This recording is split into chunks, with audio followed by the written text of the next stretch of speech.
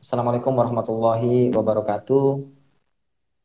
Ini sudah ada beberapa pertanyaan tadi ya di grup sharing ilmu laskar SEO. Bagi teman-teman yang belum join, silahkan join. Linknya ada di devriansa.net. Nanti masuk aja ke artikel manapun ya. Nanti di bawahnya tuh ada tuh link untuk bergabung ke grup WA ya, sharing ilmu laskar SEO. Nanti di sana insya Allah kedepannya kita akan aktif lagi ya. Setelah saya selesai membereskan di sini, ya ini sebentar lagi sih beres. Karena kita di Laskar SEO baru saja membuat sebuah sistem ya, jadi perubahan sistem besar-besaran. Makanya ada sekitar 2 minggu atau 3 minggu ini saya nggak pernah live, ya sibuk mengurus di sana. Saya rapikan dulu di sana. Mudah-mudahan akhir bulan ini sudah rapi, jadi bulan depan kita sudah bisa lagi aktif lagi di grupnya. Ya grup ini sekali lagi gratis ya untuk tanya jawab tentang SEO atau bisnis online. Oke, pada pembahasan kali ini kita akan membahas tentang update algoritma Google ya di September 2022 yang kemarin sempat saya tulis. Jadi di September ini atau di beberapa minggu terakhir ada setidaknya 3 update algoritma Google. Yang pertama adalah helpful content ya, kemudian yang kedua adalah core update, ya, kemudian yang terakhir kemarin adalah produk review update. Kemana sih sebenarnya arah perubahan ini? Itulah yang akan kita bahas ya. Perubahan ini semuanya sebenarnya arahnya ke satu arah ya, yaitu ke konten. Jadi dari perubahan terakhir ya, beberapa perubahan terakhir itu semuanya ke konten aja nih.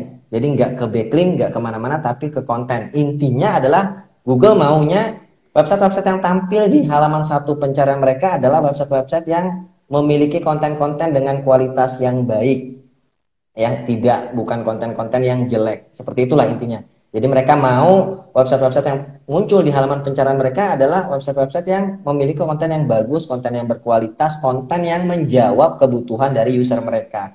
Dan mereka mau memangkas website-website yang tampil saat ini gitu, yang kontennya dianggap kurang baik, itu mau segera dipangkas oleh Google. Intinya seperti itu, di update manapun.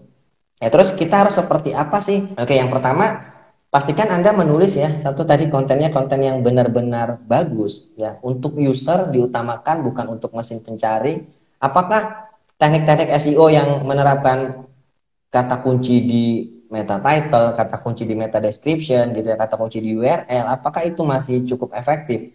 Masih ya, sampai hari ini saya masih menerapkan seperti itu dan masih cukup efektif. Hanya saja bedanya saat ini Google sudah mengetahui persamaan kata. Jadi walaupun kata kuncinya adalah persamaan kata, itu masih tetap bisa masuk ke halaman satu pencarian mereka. Contoh sederhananya, saya di kata kunci kursus SEO. Ya, kata kuncinya adalah kursus SEO yang saya targetkan. Tapi di kata kunci pelatihan SEO, kata kunci sekolah SEO, konten saya tetap masuk di halaman satu Google. Ya, untuk konten yang sama.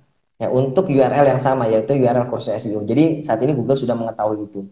Selain itu, Anda harus fokus. Jadi buang dulu ya, saran saya sekarang ini buang dulu semua teknik yang Anda pelajari, tapi fokus dulu ke membuat konten yang bagus untuk user. Setelah Anda membuat konten yang bagus untuk user, baru Anda pastikan tekniknya benar. Karena akan sangat percuma ketika Anda, oke, saya tahu nih tekniknya seperti ini, seperti ini, seperti ini.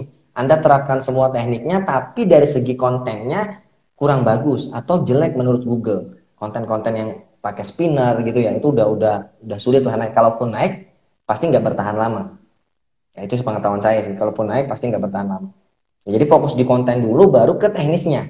Ketika kontennya sudah oke, konten ini sudah cukup oke, baru kita pikirkan ke teknisnya. Ya, kemudian juga jangan lupakan dengan maksud pencarian. Jadi si Google ini sekarang udah paham ya, ini juga yang sering saya bahas belakangan ini. Karena kenapa? Karena ini benar-benar sangat mempengaruhi ya. Banyak sekali website-website yang kami kelola turun peringkatnya karena salah di maksud pencarian atau tidak naik-naik karena salah di maksud pencarian. Ya, maksud pencarian ini seperti apa sih?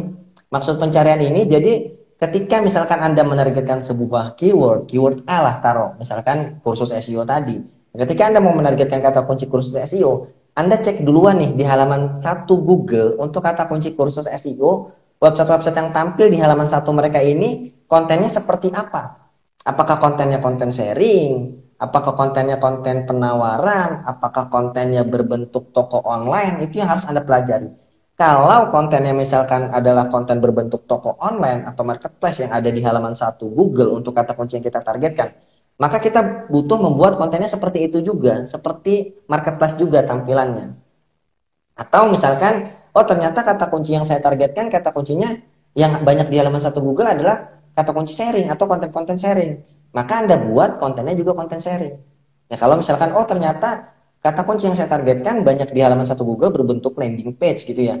Langsung penawaran, hard selling. Maka Anda buat juga kontennya seperti itu. Ya, baru dari sana Anda buat sesuai dengan teknik SEO yang sama-sama Anda pelajari ya. Atau yang Anda yakini lah seperti itu. Karena kan teknik SEO ada banyak. Itu duluan tuh. Yang maksud pencarian, kemudian buat konten yang bagus, baru kita ke teknis. Pun demikian dengan gambar ya. Saat ini yang direkomendasikan oleh Google, gambarnya adalah gambar yang langsung Anda ambil. Kalau misalkan memang Anda jualannya produk. Itu juga ternyata pengaruh sekali. Ketika misalkan Anda seorang distributor atau Anda seorang reseller gitu, Anda seorang agen, biasanya kan kita menampilkan gambar-gambar yang sudah diberikan oleh produsennya. Itu ya. Kita biasanya ngambil gambar-gambar yang sudah diberikan oleh produsennya, atau minimal kalau kita masih rajin kita hanya edit-edit aja tuh dikit, kita tambah-tambahin. Yang seperti itu kedepannya juga akan berpengaruh nih, karena saat ini Google merekomendasikan yang Google mau adalah Anda mengambil gambarnya secara langsung, misalkan menggunakan handphone. Jadi saat ini sih terakhir saya baca mereka nggak pentingin dari kualitas fotonya seperti apa, bagusnya fotonya seperti apa, tapi yang paling awal ya, itu juga nanti penilaiannya terakhir, tapi paling awal adalah mereka mau orang yang memposting foto tadi di websitenya benar-benar foto yang diambil secara langsung. Nah, itu di produk review. Kemudian di helpful content itu seperti apa? Di helpful content ya Google maunya konten Anda itu benar-benar ya menjadi penolong orang lah, ibaratnya helpful ya, menolong orang. Atau misalkan apa yang orang cari itu ada di konten Anda. Nah, bukan konten yang ibaratnya ngasal dan segala macamnya ya. Kira-kira seperti itu. Tapi sih kemarin ya, sampai hari ini pun untuk yang helpful content pengaruhnya belum terlalu besar. Itu yang perlu kita sama-sama tahu, pengaruhnya belum terlalu besar. Tapi Google sendiri mengatakan bahwa ya mungkin sekarang tidak berpengaruh terlalu besar karena update helpful content ini sudah selesai. Tapi dia katakan ketika ada 1-2 kali update lagi, yang helpful content ini juga akan sangat-sangat berpengaruh. Akan sangat-sangat berpengaruh. Dan ternyata setelah helpful content ini langsung 2 nih update-nya, yaitu core update 12 September dan kemarin di 20 September core update-nya belum selesai, masih berjalan ya. Jadi core update ini belum selesai nih, masih berjalan, kemungkinan minggu depan baru selesai. Dan di tanggal 20-nya sudah dihajar lagi dengan review produk. Nah, dan di helpful content yang terbaru adalah, taruhlah misalkan konten-konten bermanfaat kan dari dulu Mas.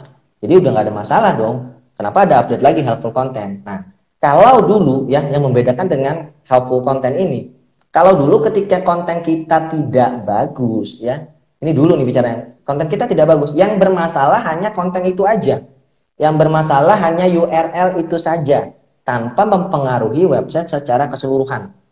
Jadi misalkan Anda punya 100 konten di dalam website Anda, ternyata dari 100 konten ini 70 konten Anda buat dengan sangat bagus, ya 30 kontennya Anda buat ngasal gitulah, ibaratnya seperti itu. Nah, ini hanya berpengaruh ke yang 30 kontennya aja. 70 konten Anda itu aman. Karena itu sudah memenuhi standar Google. Website Anda secara keseluruhan itu juga aman. Ini bedanya. Tapi di helpful content, ini yang saya baca sekali lagi ya, Google mengatakan bahwa ketika satu website ya ada, tapi dia nggak menyebutkan ya berapa persen. Itu yang belum saya pahami. Biasanya kan Google mainnya persentase nih. Jadi misalkan satu website kontennya seperti tadi, ada 100 konten, 70-nya bagus, kemudian 30-nya jelek. Yang sekarang ini akan mempengaruhi website secara keseluruhan. Yaitu yang dikatakan Google. Bedanya dengan algoritma sebelumnya, dengan helpful content seperti itu. Sekali lagi, kalau dulu hanya mempengaruhi konten itu saja, ya konten yang jelek tadi saja. Tapi kalau sekarang bisa mempengaruhi website secara keseluruhan. Ya, itu yang terjadi di helpful content. Kemudian di core update, kemana Mas kalau core update? Di core update, ya sama seperti core update sebelumnya sih yang saya dapat informasi. Sama seperti core update sebelumnya, itu tentang konten lagi. Ya, jadi semua yang terjadi di update sekarang adalah tentang konten, tidak ada membahas backlink dan segala macamnya. Ya mungkin itu ya yang bisa saya bahas. Kalau misalkan Anda tanyanya, Mas kalau misalkan kita duplikat konten gimana? Itu udah dari dulu. Ya duplikat konten dari dulu sudah tidak boleh ya. Bahkan sekarang di review produk untuk foto sendiri Anda upayakan fotonya adalah foto yang orisinil. Karena itu juga bisa mempengaruhi website secara keseluruhan. Itu di review produk. Sekali lagi, Google inginnya untuk foto adalah foto yang diambil Anda secara langsung. Untuk video pun sama seperti itu. Video yang Anda ambil secara langsung. Dan itu kenanya di algoritma review produk. Oke, mungkin itu ya yang bisa saya sampaikan kali ini tentang si update algoritma.